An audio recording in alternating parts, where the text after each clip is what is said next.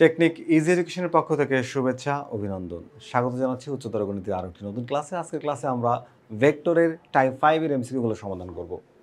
তো এইখানে আমরা দেখব যে একটা সরল রেখাকে যদি কোনো একটা বিন্দুতে একটা নির্দিষ্ট অনুপাতে বিভক্ত করা হয়, তাহলে সেই নির্দিষ্ট বিন্দুর যে ভেক্টরটা কী হবে সেই মানটা আমরা বের করার চেষ্টা করব। তো আমরা মনে করি যে এইটা একটা ভেক্টর, যে এবি একটা রেখাংশ। মনে করো যে এর মধ্যবর্তী কোনো জায়গায় একটা বিন্দু আছে, তার নাম হলো সি। এই প্রশ্নে বলা হয়েছে সি। তো সি যদি মধ্যবর্তী কোনো বিন্দু হয়, ধরো এই পাশে আছে হচ্ছে এম আর এই পাশে হচ্ছে এন, তাহলে এর অনুপাতটা, সি ভেক্টরের অনুপাতটা আসলে কি হবে? দেখো, যদি সি এর মধ্যবিন্দু হয় তাহলে সি সমান আমরা কি লিখতাম? সি সমান যদি আমরা লিখতাম, দেখো এই এ প্লাস বি, যদি এ ভেক্টরের এ বিন্দুর জন্য যদি আমি এ ভেক্টর নিয়ে নিই আর বি বিন্দুর জন্য আমি যদি বি ভেক্টর নিয়ে নেই, অর্থাৎ অবস্থান ভেক্টর, তাহলে কি হয়? এ ভেক্টর প্লাস হচ্ছে বি ভেক্টর বাই 2, এটা দিলে আমরা হচ্ছে মধ্যবিন্দুটা নির্ণয় করতে পারি। তো এখানে অনুপাত বলছে এম আর এন, ভালো করে খেয়াল করো। এখন আমরা এইখান থেকে এম এন অনুপাতে যদি বিভক্ত করতে চাই, তাহলে এক কাজ করি, আমরা এই উপরে এবং নিচে এম গুণ করে দিই, তাহলে এ প্লাস বি আর নিচে হচ্ছে 2 ইন্টু এম। আচ্ছা, এখন একটু যদি এখানে গুণ করি, তাহলে এম এ প্লাস হচ্ছে এম বি হয়। এখানে এমকে আমরা ভেঙে এম প্লাস এম লিখতে পারি, এম প্লাস এম লিখতে পারি। একটু খেয়াল করে দেখো, যদি আমরা এখানে এম এবং এনকে সমান বিবেচনা করি, ধরো যে অনুপাতটা সিটা তার মধ্যবিন্দু, যদি সমান বিবেচনা করে নেই, তাহলে আমরা এখানে লিখতে পারি যে এখানে এম এর পরিবর্তে এন এ প্লাস হচ্ছে এম বি, একটা এম একটা এন রেখে দিলাম। আর এখানেও ঠিক প্রথম এমটার পরিবর্তে তুমি লিখতে পারো এন প্লাস এম লিখতে পারো। এখন যেহেতু এম আর এন আর এম তো একই জিনিস, তুমি এটাকে চাইলে সাজাও লিখতে পারো। এন এ অর্থাৎ এমটাকে আগে আর এমটাকে পরে লেখা যাবে, এই যে এম প্লাস এন, এভাবেও লিখতে পারো, আবার ওইভাবেও তুমি লিখতে পারো। যোগের ক্ষেত্রে আগে পরে কিছু যায় আসে না। তো এইটা মনে করো যে আমাদের হচ্ছে ফর্মুলা। তো আমরা দেখব যে এ বি রেখাংশ সি বিন্দুতে এম আর এন অনুপাতে অন্তর্বিভক্ত হলে নিচের কোনটি এবিসি বিন্দুর অবস্থান ভেক্টর যথাক্রমে এবিসি যদি হয়। আচ্ছা, সি বিন্দুর অবস্থান ভেক্টরকে বের করতে হবে। এখন এইটার জন্য আমরা এই ফর্মুলাটা তো বিল্ড আপ করলাম। এটার অ্যান্সারটা দেখতে পাচ্ছ, এই যে কতে হচ্ছে n a plus m b divide হচ্ছে এম প্লাস এন, অথবা এন প্লাস এমও থাকতে পারতো। তো এইটা হচ্ছে আমাদের সূত্র, এটা মনে রাখবা। আমি প্রথম কোশ্চেনটা সমাধান করলাম এবং এই সূত্রের উপর বেস করে আমরা পরবর্তী সকল প্রশ্নের সমাধান করার চেষ্টা করব, কারণ সকল প্রশ্নের ভ্যালু থাকবে। এখানে শুধু এমএন দেওয়া ছিল, এমএনের মাধ্যমে আমরা একটা ফর্মেট তৈরি করছি, এই ফর্মেট দিয়ে এখন শুধু ভ্যালু বসে আমরা পরের এমসিগুলো সব সমাধান করব। তাহলে আমাদের প্রথম কোশ্চেনের অ্যান্সার কী হলো বলো তো? এই যে n a plus m b divide m plus n, আমাদের এই কোশ্চেনের অ্যান্সার হচ্ছে ক। আমরা পরের কোশ্চেনটা যদি চলে যাই এবং এই সূত্রটা যদি আমি অ্যাপ্লাই করি, তাহলে এর অ্যান্সারটা কী হবে তোমাদের একটু দেখাই। দেখো, আমাদের ফর্মুলাটা ছিল হচ্ছে সি ভেক্টরের জন্য আমরা হচ্ছে পাবো কি n a plus m b divide হচ্ছে এম প্লাস এন, মনে রাখো। এখন আমরা এখানে বলছে কি যে সি বিন্দুর অবস্থান ভেক্টর কি হবে, যে ভেক্টর সি বের করতে বলছে। তাহলে ভেক্টর সি সমান সমান আমরা কি লিখবো, এই যে সূত্র এন এ, তাহলে এন এ এখানে অনুপাত কি আছে বলো তো? অনুপাত আছে 2:3, 2:3। তাহলে এইটা হচ্ছে আমাদের এম আর এটা হচ্ছে আমাদের এন।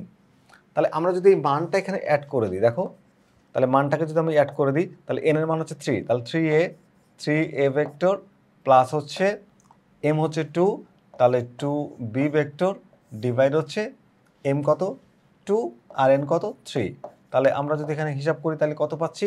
3a ভেক্টর প্লাস হচ্ছে 2b ভেক্টর ডিভাইড হচ্ছে 5। এটাই কিন্তু আমাদের অ্যান্সার। তো আমরা দেখবো যে আমাদের অ্যান্সারটা আছে কোথায়। 3a প্লাস 2b ডিভাইড 5, এই দেখো অ্যান্সার হচ্ছে গ নম্বরে আছে 3a প্লাস 2b ডিভাইড হচ্ছে 5। তাহলে আমাদের অ্যান্সার হচ্ছে ঘ। আমরা যদি পরের কোশ্চেনটা দেখি, একই রকমভাবে আমরা এটাও সমাধান করব, একই জিনিস। দেখো, আমাদের আগেরটার অ্যান্সার ছিল কি, যদি আমরা একটু দেখি আমাদের আগের কোশ্চেনের অ্যান্সারটা, দেখো সেম কোশ্চেন কিন্তু 2:3। তাহলে এখানে 3 হচ্ছে এন আর এটা হচ্ছে এম, ভ্যালু বসালে 3a plus 2b 3a vector plus 2b vector divide হচ্ছে 5। এখন এই 3a vector plus 2b vector divide 5 আমার কোশ্চেনের অ্যান্সারে আছে কিনা। একই কোশ্চেন ছিল যেহেতু, আমরা একই রকমভাবে হিসাব করব, কিন্তু এখানে অ্যান্সারটা হচ্ছে 3a plus 2b 3a plus 2b 3a plus 2b এইখানে আছে। দেখো, একটু উল্টানো আছে, আবার এটা একটু মডিফাই করছে। এখানে লিখছে কি, এই 2bটাকে আগে লিখছে 2b vector plus 3a vector by হচ্ছে 5। এটা আমাদের এই কোশ্চেনের অ্যান্সার। তাহলে আমাদের প্রশ্নের উত্তর হচ্ছে খ। আমরা পরের প্রশ্নে যদি যাই দেখব যে এবিসি তিনটা বিন্দুর জন্য অবস্থান ভেক্টর যথাক্রমে এবিসি এবং দেখতে পাচ্ছি এখানে অনুপাতটা আলাদা।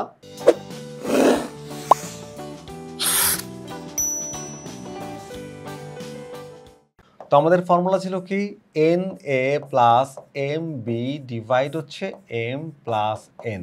আচ্ছা চলো একটু মান বসাই দিই। এন এ তাহলে এন হচ্ছে কোনটা দ্বিতীয় অনুপাত, এম হচ্ছে প্রথম অনুপাত, এন হচ্ছে দ্বিতীয় অনুপাত, তাহলে এখানে হচ্ছে কত বলো তো অনুপাতের দ্বিতীয় রাশি আর কি, তাহলে 11, তাহলে তুমি লিখবো হচ্ছে 11 এ ভেক্টর প্লাস হচ্ছে বি, বি সমান হচ্ছে 6, তাহলে 6 বি ভেক্টর, 6 বি ভেক্টর, তাহলে নিচে যোগ হবে কত 6 প্লাস 11, যোগ করলে কত পাচ্ছ? তাহলে আমরা এবার অ্যান্সারটা দেখবো 11a plus 6b, 11a plus 6b সরাসরি কিন্তু তুমি পাচ্ছ না, একটু গোছায় নাও। দেখো বিটা করে আগে লিখছে, তো আমরা 6bটা যদি আগে লিখি আর 11aটাকে পরে লিখি আর এখানে যোগ করলে কত হয় বলো তো 17। দেখো এই যে প্রথমটাই হচ্ছে আমাদের এই কোশ্চেনের answer 11a plus 6b divide 17, তাহলে অ্যান্সার হচ্ছে আমাদের ক। আমরা যদি পরের প্রশ্নটা দেখি, পরের প্রশ্ন কিন্তু একই রকম যে যদি মূল বিন্দু এর সাপেক্ষে এ ও বি বিন্দুর অবস্থান ভেক্টর যথাক্রমে এ বি এবং পি বিন্দু এ বি রেখার জন্য 2:1 অনুপাতে অন্তর্বিভক্ত হলে ওসি নিচের কোনটি, মানে ওসি ভেক্টর অর্থাৎ সি হচ্ছে মধ্যবিন্দু, তাহলে ওসি ভেক্টর বের করতে বলা হয়েছে। তো আমরা আগে যে ফর্মুলা জানতাম ওইটাই এম এ প্লাস হচ্ছে এন এ প্লাস হচ্ছে এম বি ডিভাইড হচ্ছে এম প্লাস এন।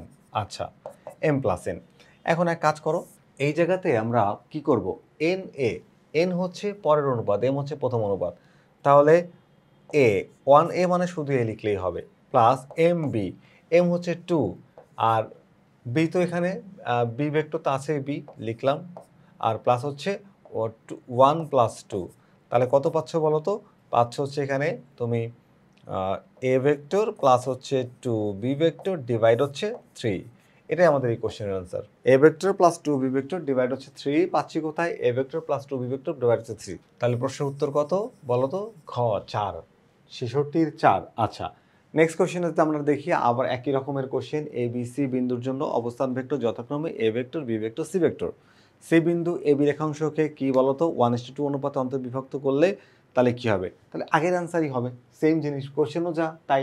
দেখো 1:2, আচ্ছা ওটা 2:1 ছিল, এটা 1:2, তাহলে এবার 2a plus b divide 3, 2a plus b divide 3 হবে, ফর্মুলা কি ছিল এই যে এন এ প্লাস হচ্ছে এম বি ডিভাইড হচ্ছে এম প্লাস এন, তাহলে এখানে এন বলতে আমরা কোন অনুপাতটা বুঝি বলো তো, এন বলতে আমরা বুঝি হচ্ছে এই অনুপাতটা, এই যে এটা অনুপাতের এই অংশ, তাহলে 2a প্লাস হচ্ছে এটা হলো বি, এম হচ্ছে 1, তাহলে বি আর এখানে 2 আর 1 যোগ করলে হয় 3, এই যে এটা আমাদের answer 2a plus b divide 3, খ হচ্ছে আমাদের এই কোশ্চেনের অ্যান্সার।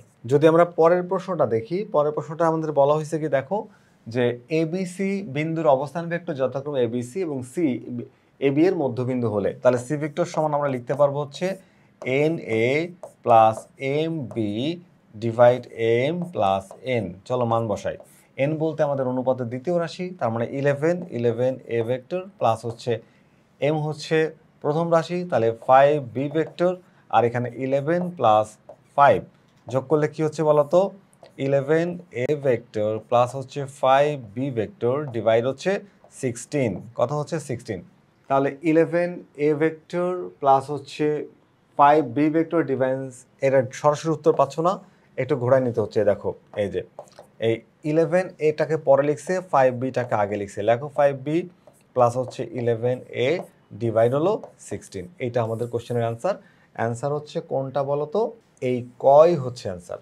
আচ্ছা পরের কোশ্চেনটা যদি আমরা একটু দেখি, পরের কোশ্চেনটা একটু বলা হয়েছে কি দেখো, তোমরা এখানে একটু কোশ্চেনটা দেখো 69 নাম্বার কোশ্চেনে যে এ বি রেখাংশের উপর যে কোনো বিন্দু সি এবং এই কোনো ভেক্টরের মূল বিন্দুর সাপেক্ষে এ বি সি বিন্দুর অবস্থান ভেক্টর যথাক্রমে a vector b vector c vector, তাহলে সি বিন্দু এ বি রেখাংশকে 5:3 অনুপাতে বহির্বিভক্ত করলে কোনটি সঠিক। আচ্ছা ভালো করে খেয়াল করো, এখন এখানে কিন্তু আমরা এতক্ষণ অন্তর্বিভক্ত অর্থাৎ ভিতরের দিকে ভাগ করাটাকে বোঝাচ্ছিলাম, এবার বহির্বিভক্ত বাইরে থেকে যদি এটাকে ভাগ করা হয় তাহলে ঘটনাটা ঠিক উল্টে যাবে, তার মানে সি ভেক্টর, এখন দেখো আমরা লিখছিলাম কি যে এন এ প্লাস হচ্ছে এম বি ডিভাইড হচ্ছে এম প্লাস এন, এটা হচ্ছে অন্তর্বিভক্তকরণের ক্ষেত্রে আমরা এই ফর্মুলা অ্যাপ্লাই করছিলাম। তাহলে যেহেতু বহির্বিভক্ত হবে তাহলে এখানে প্লাসের পরিবর্তে শুধু মাইনাস ব্যবহার করবো, ব্যাস তোমার অ্যান্সার হয়ে গেল। এখন চলো মানগুলোকে বসাই দিই। মানগুলোকে বসাই দিলে এন এ, তাহলে এন কই, এন হচ্ছে 3, তাহলে লেখো 3a মাইনাস এম হচ্ছে 5, তাহলে লিখবো হচ্ছে 5b, লিখলাম 5b। আর এম এর মান হচ্ছে 5 মাইনাস হচ্ছে 3, তাহলে হিসাব করলে কত পাচ্ছি বলো তো? হিসাব করলে পাচ্ছি হচ্ছে 3a vector minus 5b vector divide হচ্ছে 2। তাহলে 3a vector minus 5b vector divide 2, আমরা অ্যান্সার পাচ্ছি কোনটা বলো তো? অ্যান্সার পাচ্ছি হচ্ছে এই যে এটা, 3a vector minus 5b vector divide হচ্ছে 2। তাহলে এই কোশ্চেনের অ্যান্সার হচ্ছে আমাদের ক। তাহলে আমরা দেখলাম যে আমাদের এই পর্বে কিন্তু প্রশ্ন পর্যন্তই ছিল। আমরা দেখলাম আজকের ক্লাসে আমরা যে একটা সরল রেখা বা একটা ভেক্টরকে যদি মধ্যবর্তী কোনো একটা বিন্দুতে বিভক্ত করা হয়, সেটা অন্তর্বিভক্ত হতে পারে, বহির্বিভক্ত হতে পারে। আমরা একটা ফর্মুলা ব্যবহার করে সেটা সুন্দর করে আমরা সেই মানগুলো বের করেছি, এবং ফর্মুলাটা আমাদের প্রথম কোশ্চেনটার মধ্যেই ছিল। সেই ফর্মুলাটাও কিন্তু আমরা কীভাবে আসলো সেটাও কিন্তু ব্যাখ্যা করে দেখিয়েছিলাম। তো আশা করি আজকের ক্লাসটি তোমাদের ভালো লেগেছে। পরবর্তী ক্লাস দেখার আমন্ত্রণ জানিয়ে আজকের ক্লাসটা এখানে শেষ করছি। আল্লাহ হাফেজ।